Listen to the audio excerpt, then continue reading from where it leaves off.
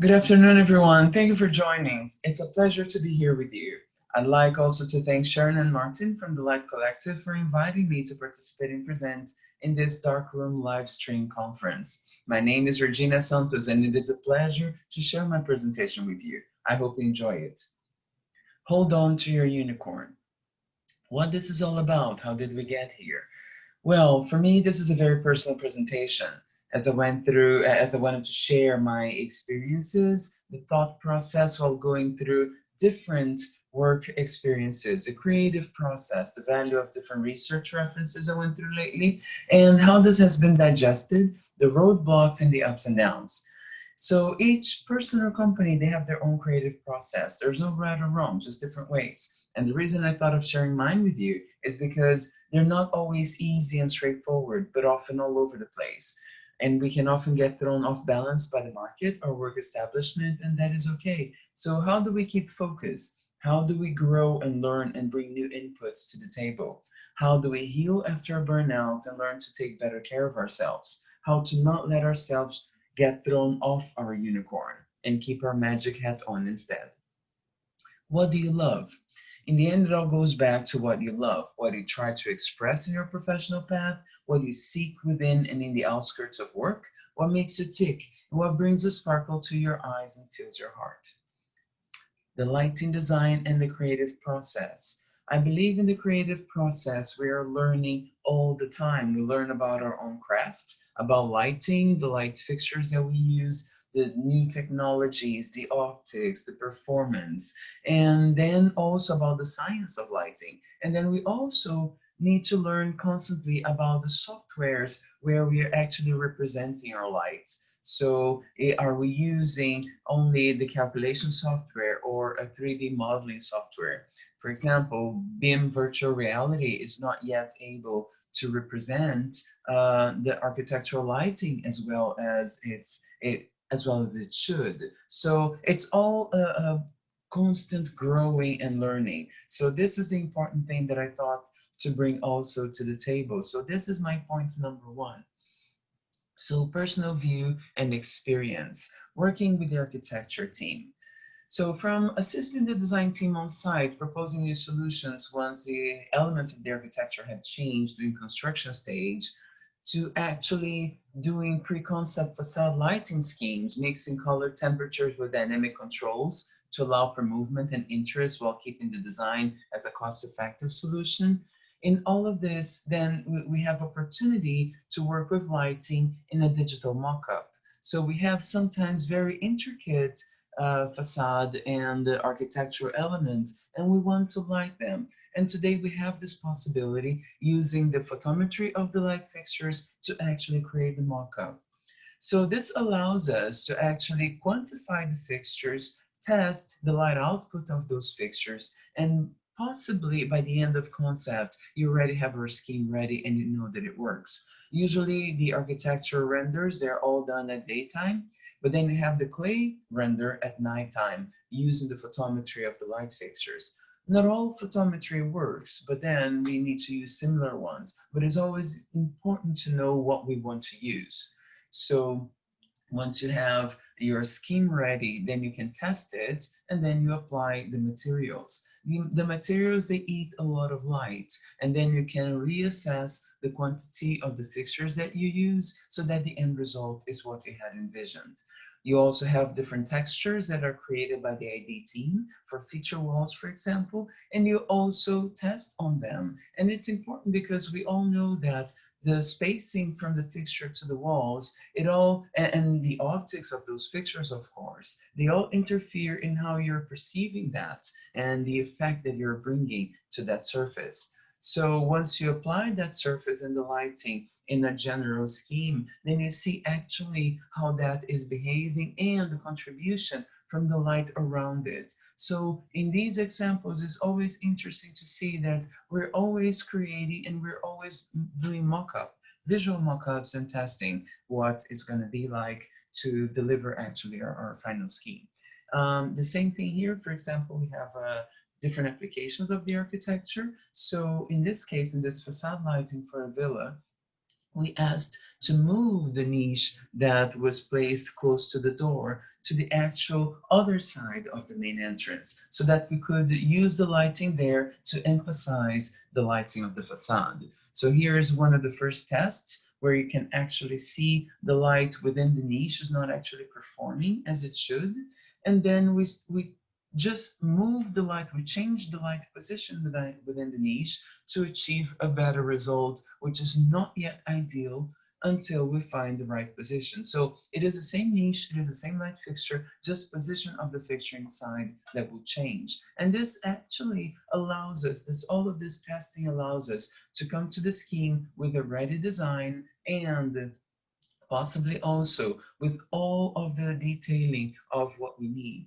Not always we have the opportunity to do this, but it's very rewarding. And here you can see the differences between the different tests and how we manage to enhance the facade through the digital testing.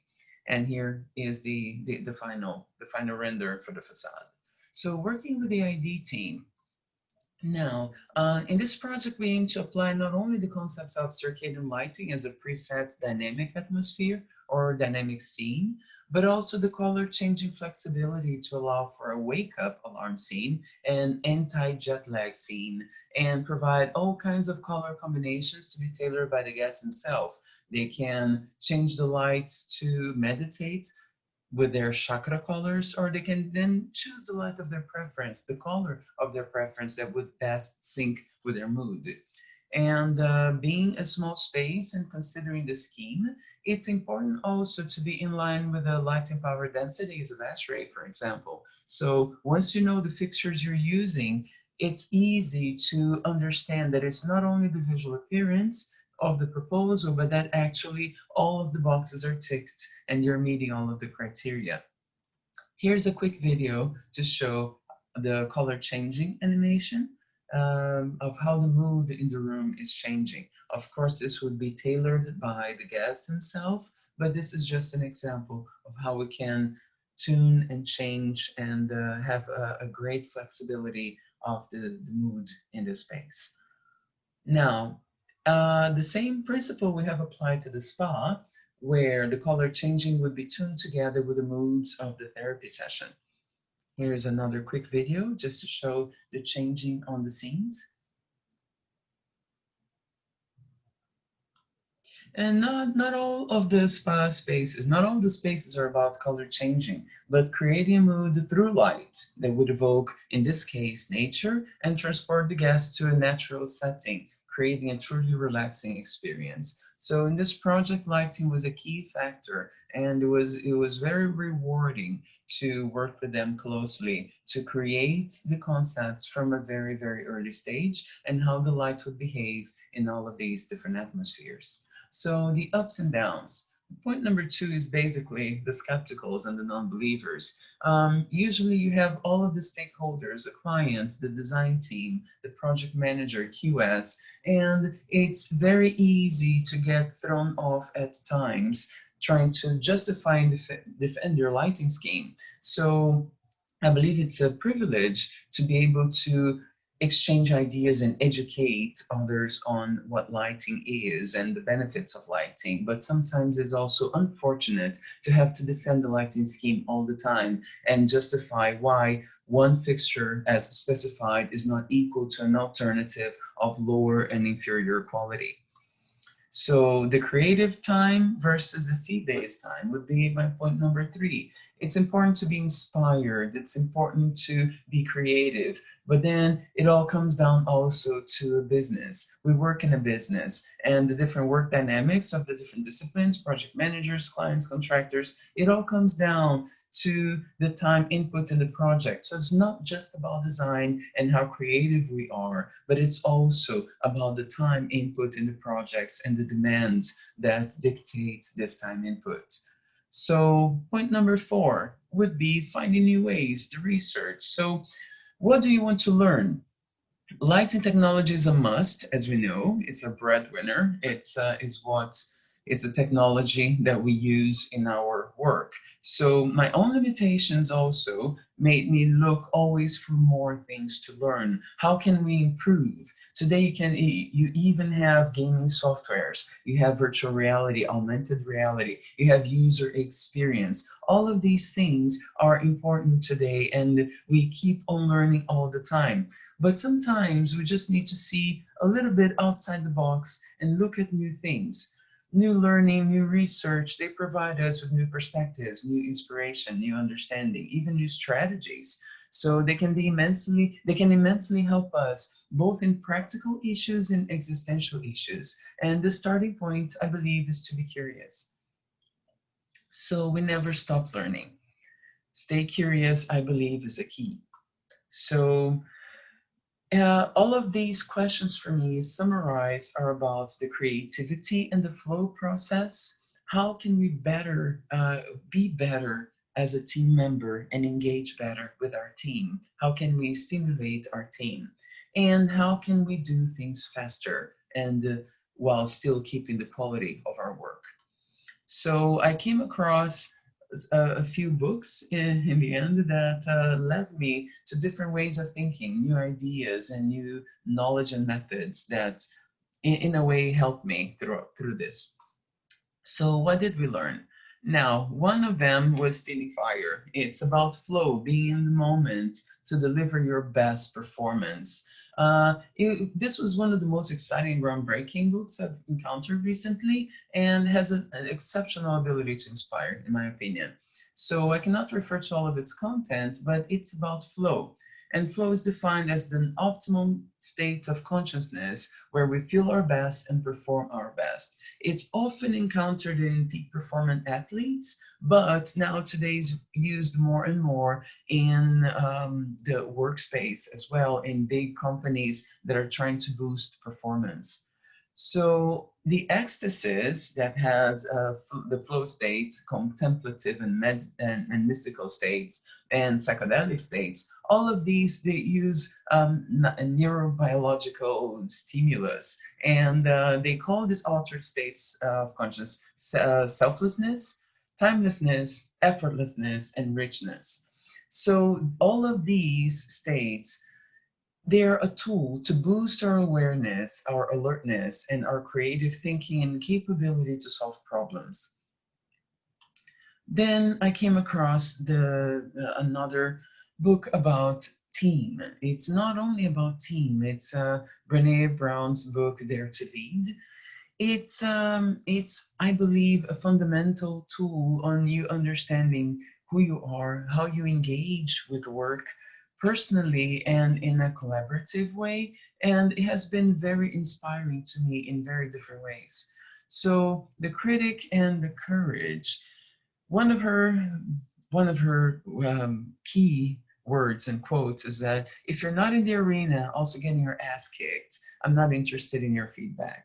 So it's very interesting how we can be very vulnerable, sharing our thoughts, sharing our process, and how we need to overcome this fragility, how we need to embrace it, but as we embrace it, we also need to step up and allow ourselves to share what we have learned and what we believe in, and have the courage to participate and to do more and to do better. So it's often that we can get disappointed and we can fail, but then we also learn from it and we overcome that. So that, I believe, has been very inspiring and very true.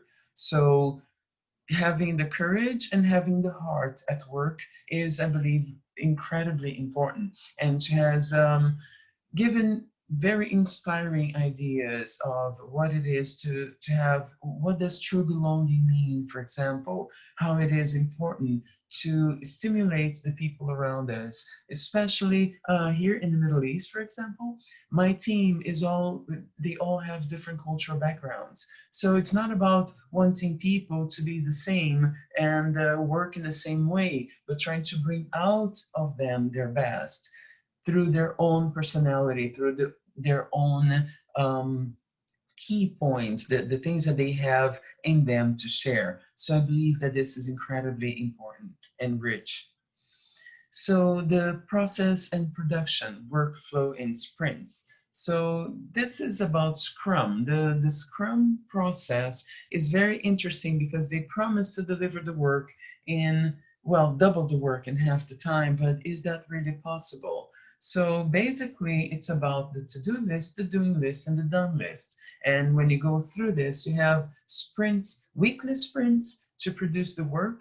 The team is also educated and in working in sprints and how the production of this work needs to go.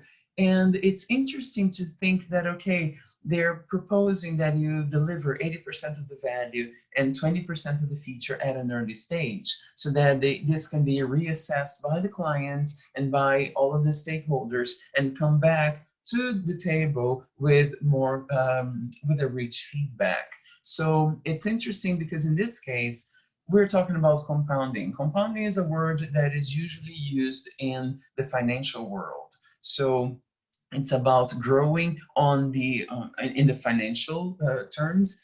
You're growing your money, and all of the revenue is going back and growing on top of it. So it's you're increasing the earnings every time. It really peaks the curve of earning. So how does that apply to work? Is basically the proposal is that once you're delivering the work sooner and increasing the feedback of that work, then you're increasing the value of that work. So it's very interesting as a philosophy, although we as professionals, we're always juggling with different projects. It's not just one sprint. Sometimes I believe we have different sprints simultaneously, and this is the most challenging part. But I believe it's a very interesting tool on how we can improve the work delivery and get better feedback at the end of the design stage to have to redo part of the work. And then, okay, how do we implement all of this? So implementing muscle memory, developing fundamental skills. It's basically like going to the gym. We learn the process, we apply it, and then we learn how to do it. We exercise it and we strengthen it, and then we repeat again. Roadblocks implementing new ideas. So sometimes processing all of this information, you can find yourself stuck. You can find yourself a bit blocked, but you're not stuck, you're not blocked. It's just part of the process. Sometimes it's part of digesting it.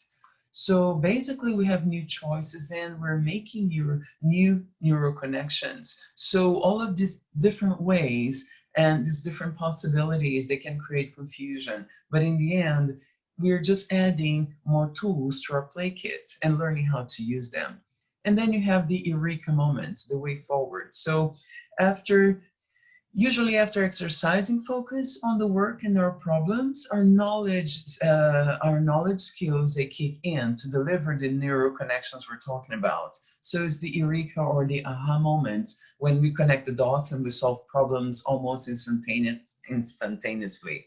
So eureka comes from the Greek ancient word I found it, but actually it's a glimpse to solve problems. It's more than a glimpse to solve problems. Considering that it's 95% of sweat, it's referring to a precipitating event or cognitive click that is essential in the creative thinking process. So while we are doing a long search with little progress, apparently, that is also part of it. Actually, what we're doing, we're becoming deeply involved and with the problem, and we are left in a position to recognize the precipitating event when it occurs. So the better we know the problem, it's easier for us to find a solution for it. So the reset and re-energize, how we reinvest in the work. We need to rest, have self-kindness and self-empathy. So resting, taking care of ourselves, allowing ourselves to reset our minds from stress and overwhelm. These are all acts of self-kindness, and we need them. We need to shift a bit from the focus and the stress of work to allow ourselves to heal and allow ourselves to Overcome. Basically, what we're doing is that when we are resting and when we're sleeping, we're actually allowing all of our knowledge to come from the temporary part of the brain to our brain's hard drive. And this is a very important thing. And it's not only about the positive thinking, we're actually creating awareness of that this process impacts in our productivity. So, self compassion, sleep, healthy food, exercise, and connection. Today, it is known that meditation, it's proven that meditation can produce a significant improvement in attention, memory, vigilance, creativity, and cognitive flexibility. So we need to heal and never let go of hope. So are you chemically depressed? Are you emotionally overwhelmed? Are you under a huge amount of pressure? Do you have vitamin deficiency? I personally prefer holistic and integrated treatments instead of popping up a pill. Although I've often made a joke that Panadol was my best friend when I was having a migraine crisis. But this is not just about Zen into your well being kind of message, but it's quite real. Focusing on feeling well and good and healthy brings out your better self and your best performance. So hold on, the takeaway. So your process is your own. Be creative. So each one has their own different process. I try to share here mine with you, but we don't need to get attached to the outcome. It's a process that counts. Think outside the box, find new ways. So this is about your own research. My research was my own, it was my path, and it's a pleasure to share it with you. But what is your research? What are you learning? What are you trying to bring to your creative process? And learning new things also is important. So we need to breathe, learn, recalibrate, implement what we've learned in our work process, and then repeat. Look inside, look within. So it's about being inspired. Then we bring that magic and that energy back into our creative work. So stick to your guns, believe. Where did we start? So, as I said, it's not only about our process, it's about all of the creative thinking that goes with our work strategy. And sometimes we can get very passionate about what we do, and it feels a bit hard at times. But we need to believe in what we're doing. We're not delusional. It's like there's a reason that you stick to what you have learned, that you try to share it with people. So, uh, the inspiration here is really how can we share what we've learned with others, and how can we become more rich with it and apply new techniques to what we do. So yeah, don't let yourself get knocked off your unicorn. So follow your dreams, your intuition, your drive, get off course, learn new things. Then you put your foot down when you need to and defend your work when necessary. At the same time, you listen to other points of view and learn new things. So being tolerant and kind is important, and being true to yourself. So yes, we're on the right path. We need to trust it. So where do you want to go? So this for me is a very beautiful quote by Brené Brown. She says, it's important to remember that there are no guarantees in the arena. We will struggle, we will even fail, there will be darkness. But if we are clear about the values that guides us in our efforts to show up and be seen, we will always be able to find the light. We will know what it means to live brave. So this is it. Thank you all so much for joining. I truly hope you enjoyed the presentation, and I'd love to hear your feedback. Thanks. Okay, that's great. Thanks very much, Regina. That was a really inspiring, really interesting talk. I've been keeping an eye on the chat box, and there's been a lot of chatter on there, which is great to see. And we've got a couple of questions for you as well.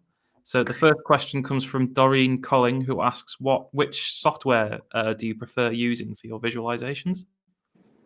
Thanks, Doreen. Actually, 3D Max is the software mostly used in my company, but we sometimes also use the dialogues, normal calculation software, just to get a sense of the three-dimensionality of the model and understanding how the light is behaving. But mainly my office today is using 3D Max. But there are today several other softwares that can give you an even better realistic result and approach to that. We're not quite there yet because you need to invest in computer, in the softwares, and in the plugins to boost the render. But there are some quite very interesting things out there. And now actually you even have like the gaming technology coming into the the 3D softwares to allow you to have better movement and quicker movement and do more animations. And these can also integrate lighting. So there's quite a lot of interesting things out there coming up. So Okay. I hope to be tackling on those soon. It's on my list.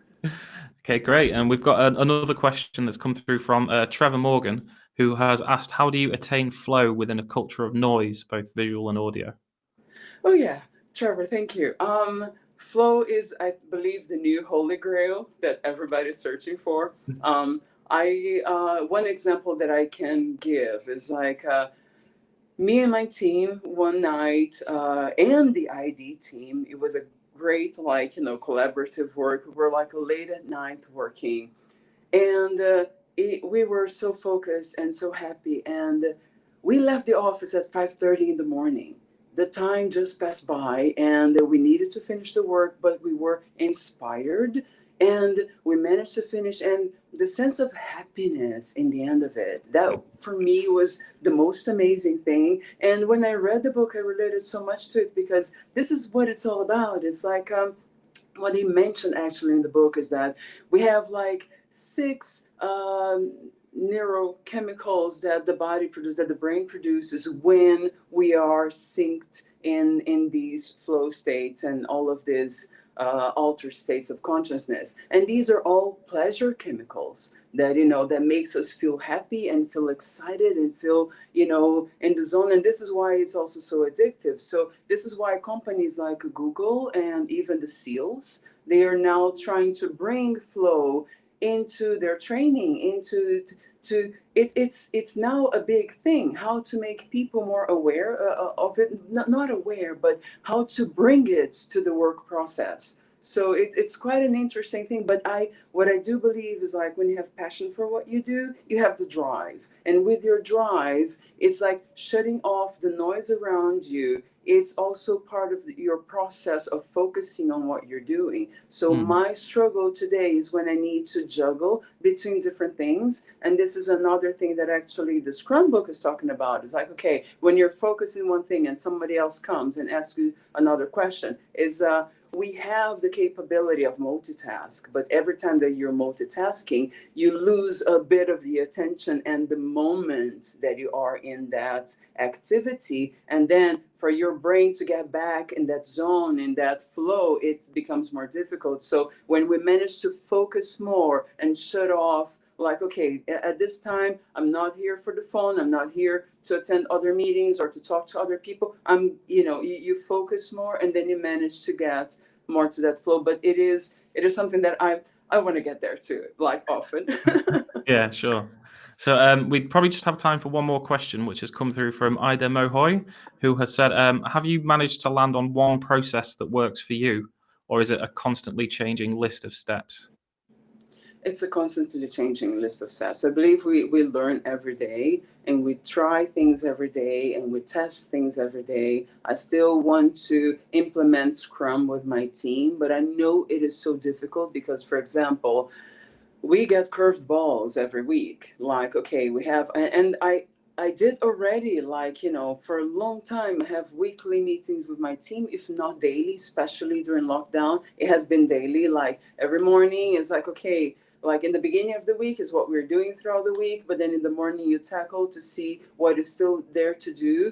But the thing is that basically you're in the middle of some activities and you receive an emergency email. You receive like your different queries. Oh, this is urgent. This needs to be done now. And then you need just to reshuffle the level of priority that the different projects have so that you can respond to them. And you keep on shuffling on what comes on top of the priority and then changes later. So it's a little bit like that. So yeah, it's a learning process every day and trying to fine tune it every day, I believe.